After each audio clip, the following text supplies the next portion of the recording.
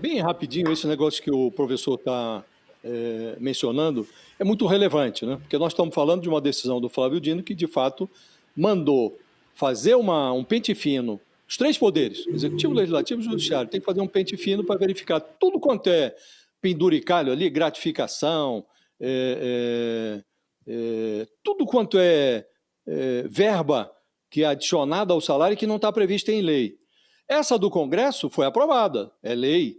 Mas por que o Congresso aprovou? Sob o argumento de que os penduricalhos do Judiciário, sobretudo, são muito maiores e que os servidores do Congresso não podiam ficar atrás.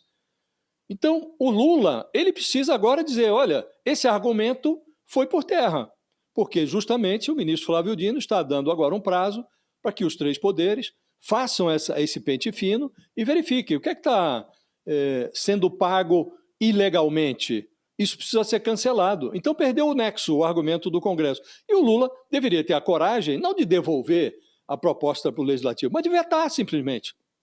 Vetar. Olha, vai ser feita essa revisão, não é razoável que alguém afronte a Constituição, recebendo mais do que a Constituição prevê como um teto, que hoje está em 46 mil, daqui a pouco vai passar para 50 mil, e zerou o jogo. Agora, eu costumo comparar, Fabiola, esse penduricalho é um eufemismo para uma picaretagem que produz super salários no serviço público. Mal comparando, o penduricalho é uma versão salarial do quebra-quebra do 8 de janeiro, com três diferenças. Os patriotas super remunerados são homens de bens. O vandalismo acontece uma vez por mês, na folha salarial, e o ambiente destruído é o bolso do contribuinte. Então, é preciso realmente impor alguma coisa que se pareça com moralidade dentro da folha salarial do serviço público, nos três poderes. E agora temos uma oportunidade, e a decisão do Dino não é a melhor alternativa, isso deveria partir do Legislativo, deveria o Congresso Nacional aprovar textos que tem lá, alguns deles bons, de reforma administrativa, tem um texto prevendo o fim dos supersalários na administração pública brasileira, nada disso é votado. E, em vez disso, em vez de votar o que deve ser apreciado, eles elevam os salários dos servidores do Legislativo a pretexto de proporcionar a esses servidores, essa pequena casta, o privilégio de dizer que agora o meu penduricalho é igual ao do Judiciário. Ora, francamente, esse país não pode ser levado assim na base da picaretagem, Fabíola. Uma hora tem que baixar ali alguma sensatez. Se não por iniciativa própria, por pressão que venha de fora, sobretudo do eleitorado, sobretudo de quem tem o poder de sair à rua para protestar contra isso. Vamos falar sobre essa questão do Código de Ética do Supremo Tribunal Federal, que é assunto que tem a ver, inclusive, com o que a gente estava tratando antes do Gilmar Palusa, e na análise, inclusive, do professor Mairovitch sobre esse caso, sobre a serventia ou não dessas viagens. Bom, qual é a novidade nisso? Tem uma reportagem aqui falando que a estratégia do presidente do STF, Edson Fachin, de acelerar, avançar com esse Código de Ética lá no Supremo, está dividindo até mesmo os ministros que são favoráveis a essa proposta. A discussão é sobre o momento escolhido para o debate. A preocupação é que a discussão traga fragilidade ao Supremo e estimule ainda mais os ataques contra os ministros em meio a uma crise de imagem que o Supremo enfrenta já há algum tempo. Bom, além de Fachin, Carmen Lúcia, anunciada como relatora do projeto, Cristiano Zanin, Luiz Fux, André Mendonça e Flávio Dino, fazem parte do grupo favorável a essa proposta. Vamos lá, professor Marco, é hora de discutir isso? É hora de avançar com o Código de Conduta? Essa divisão no Supremo vai impedir que isso aconteça? Eu acho que essa pauta ela é inescapável. Eu estou aqui, enquanto nós estamos aqui fazendo esse debate aqui maravilhoso, eu estou olhando os números, né? E o fato é que, se a gente olha, por exemplo, essa pauta vai ter uma mudança, né? Quando a gente olha os números, por exemplo, hoje 25% do debate nas redes sobre o STF está mencionando o caso Master. Em dezembro, a gente está falando isso aí, nós estamos no início de fevereiro, né? Em dezembro era 20%. Então, está tendo uma progressão, digamos assim, do impacto, e isso é bastante corrosivo para a imagem da instituição e, portanto, evidentemente, o Código de Ética é uma coisa que vai pegar tração crescentemente. Isso eu acho que é uma agenda inescapável. Inescapável. Se é os contornos do Código de Ética, o quanto ele vai ser aplicado, qual vai ser o desenho dele, eu não sei, os juristas vão saber falar, o professor que está aqui conosco vai poder falar até muito melhor do que eu nesse aspecto. Mas o fato é que o que eu vejo, o impacto político e como está percolando nas redes, é uma, digamos assim, uma atenção crescente sobre o comportamento, digamos assim, do judiciário, né? Voltando ali ao Gilmar, só falar rapidamente de Gilmar Palusa, né, que ele está falando de Gilmar Palusa, que é o Fórum de Lisboa, ele originalmente era um espaço interessante de encontro da área jurídica e de cientistas sociais, né, e alguns operadores públicos com os seus contrapartes na Europa, em especial em Portugal. E isso, só que o Fórum tomou um tamanho, uma importância, uma dimensão gigantesca, porque ele proporcionava às pessoas conversarem, né? Conversarem num ambiente muito menor, muito menos cerceado, digamos assim, do que é na conjuntura interna aqui no Brasil, né? Estou falando isso, não fazendo uma defesa, uma advocacy do fórum em si, né? Estou dizendo assim que ele realmente tem uma proporção hoje muito mais complexa, muito mais difícil, e no meio do bojo dessas questões todas que nós estamos debatendo aqui, realmente talvez ele deve ser pensado, essa coisa das passagens, etc. Isso aí não tenho dúvida nenhuma. É um problema, sem dúvida nenhuma, é uma questão, mas também tem um aspecto positivo, isso que eu quero ressaltar, dando um certo equilíbrio aqui na nossa discussão. Mas, enfim, eu quero trazer um ponto que aí faz nexo com a questão desse crescimento nas redes, da percepção da importância desse código de ética, que vai acontecer necessariamente, né, junto com a discussão que a gente tem, que é por vezes bastante assim, dura e chocante, né, dos gastos públicos, né, e a gente vê isso no Congresso, e também muitas vezes do posicionamento do governo. Então, quando a gente olha como um todo, aí eu vou voltar ancorar um pouco numa outra questão, que é a disfuncionalidade hoje do nosso sistema, porque o presidencialismo de coalizão ele se tornou disfuncional. Se tornou disfuncional por várias razões. Uma que o próprio mundo mudou, a complexidade do mundo é outra, a circulação da informação é em tempo real, ela é completamente diferente, as distorções potenciais são enormes, a radicalização na sociedade, a polarização ali existe de fato, é muito grande, né? Isso não é só no Brasil, tem uma conjuntura de insegurança no mundo, mas outras questões objetivas aconteceram, como abrir uma caixa de Pandora, que foi no governo Bolsonaro, as emendas da forma como foi feito, assim, para o Congresso, e que é uma coisa muito difícil de ser desfeita ou refeita, né? Porque até há uma racionalidade do próximo, objetiva, digamos assim, pragmática do próprio parlamentar, que ele, obviamente, quer mais recurso para aplicar na base dele, o que não significa que isso vai se colocar, como disse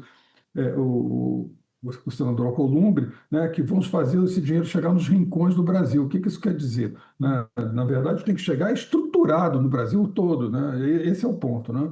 Ah, no entanto, eu acho que a gente tem uma questão que é de fundo, que não vai conseguir ser resolvida agora. A gente não vai conseguir resolver essas questões agora, ninguém vai fazer ajuste fiscal agora, ninguém vai fazer reforma administrativa agora. Agora trata-se de eleição. Eleição, como eu estava falando há pouco, é informação circulando, é desinformação circulando, é emoção na veia. É a última eleição do presidente Lula, ele vai jogar, evidentemente, com isso, que ele vai puxar para ele a defesa do país, a defesa de políticas sociais importantes. A gente tem a questão do gás, a questão do imposto de renda, a questão da jornada de trabalho, enfim, são várias questões juntas, né? A economia mais puxando mais forte, a bolsa crescendo, quer dizer, ao contrário de muitos analistas, então ele tem uma plataforma forte.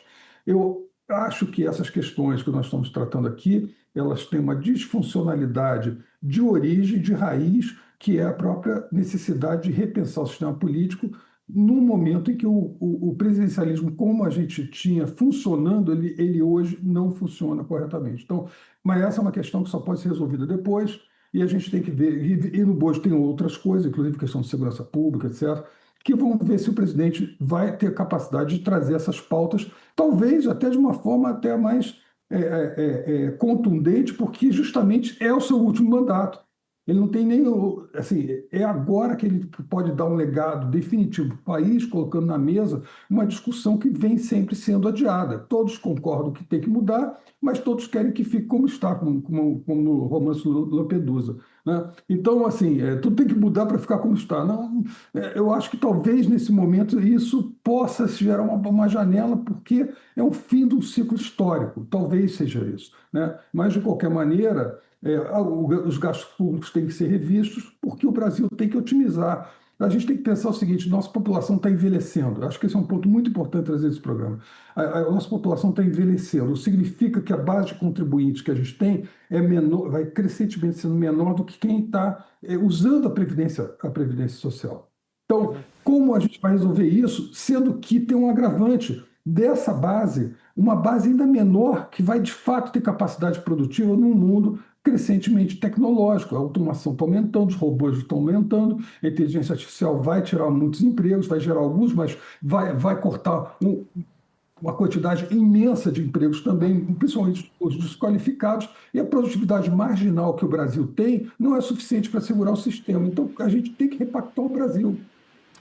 Bom, o professor precisa se despedir da gente, tem compromisso agora. Obrigada, professor. Muito bom compartilhar, o senhor compartilhar conosco aí seus conhecimentos, suas pesquisas na universidade. Até logo, muito obrigado, beijo para todos e obrigado por essa augusta e qualificada trinca. Muito bom aqui os nossos parceiros. Vamos lá, antes de passar até para o professor Mairovich, do ponto de vista jurídico, dessa questão do Código de Ética do Supremo, queria até abrir a coluna do Josias falando sobre isso, né? Sobre o papel da Carmen Lúcia nessa história, né? Carmen Lúcia acelera no Tribunal Superior Eleitoral o Código de Ética travado no Supremo Tribunal Federal. Como ir adiante com esse Código de Ética? Quais são os recursos que os defensores dentro do Supremo têm a fazer isso? Qual é o papel de Carmen Lúcia, Josias? Carmen Lúcia foi indicada como relatora desse Código de Ética pelo Edson Fachin, né? Deveria ocorrer nesta semana, quinta-feira, uma reunião no Supremo, em que os ministros discutiriam esse documento, mas o Fachin cancelou a reunião, porque houve um dueto constrangedor, protagonizado na semana passada diante das câmeras da TV Justiça, pelo Alexandre de Moraes e o Dias Toffoli, e eles mostraram aí nesse dueto que odeiam a realidade, essa realidade que corrói a imagem do Supremo. E nessa semana, a Carmen Lúcia resolveu como que sinalizar que a realidade ainda é o único lugar onde se pode obter um código capaz de estimular a magistratura a adotar um comportamento mais ético.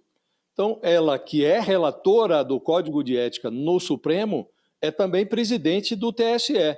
E no TSE, ela vai realizar, nesta terça-feira, uma espécie de pré-estreia do que ela planeja fazer no papel de relatora do Código de Ética do Supremo, que está travado, hoje está travado.